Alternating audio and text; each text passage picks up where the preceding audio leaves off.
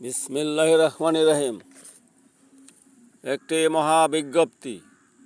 আমি কবি রবিউল্লাহ সরকার সমগ্র বাঙালি জাতির মহামঙ্গলের উদ্দেশ্যে বলিতেছি যে, সুদানে সামরিক বাহিনী মারা গেল কেন? ইউনূস সাহেব জবাব চাই দিতে হবে। পিলখানায় বিনা যুদ্ধে খালেদা হাসিনার কালো ছোবলে এবং আওয়ামী লীগ বিএনপির কালো ছোবলে একদল সামরিক বাহিনী মরার পরেও দেশে শোক দুঃখ বহু বেদনা দুর্বলতা থাকা সত্ত্বেও সুদানে সামরিক বাহিনী মারা গেল কেন, মরল কেন? এরকম কম জ্ঞানী কম আক্কেল খালেদা হাসিনা, আওয়ামী লীগ বিএনপি এবং ইউনূস এরকম মানুষ দিয়ে দেশ পরিচালনা করিলে দেশ নিশ্চয় অবনতি দুঃখ বেদনা হবে সীমাহীন। অতি সত্বর আমার নেতৃত্ব গ্রহণ করার জন্য জীবিত সকল সামরিক বাহিনীদেরকে মহা অনুরোধ করিতেছি।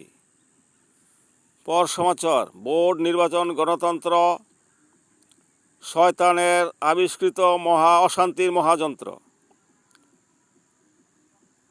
বোর্ড নির্বাচন গ্রহণ করিলে এবং ভোটের বাক্সের ভিতরে ভোট দিলে নিক্ষিপ্ত হতে হবে জ্বলন্ত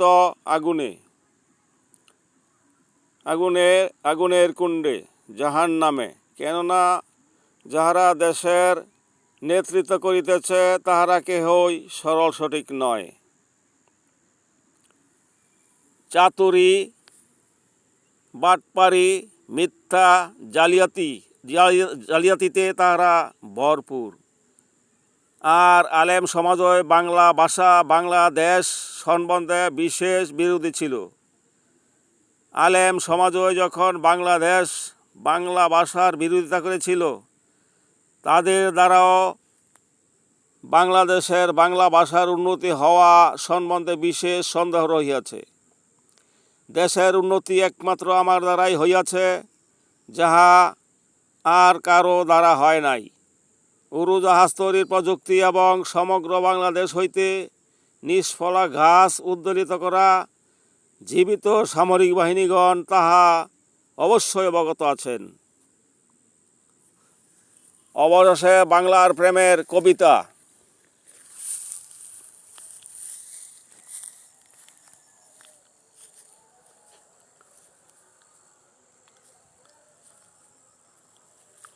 এই বাংলায় দিয়েছে আমাদের শান্ত শীতল কোমল হাওয়া, এই বাংলায় দিয়েছে আমাদের মহাজীবিকা সোনালী ধান, আরও কত সোনালী সুস্বাদু আমজাম লিচু কাঁঠাল ফল।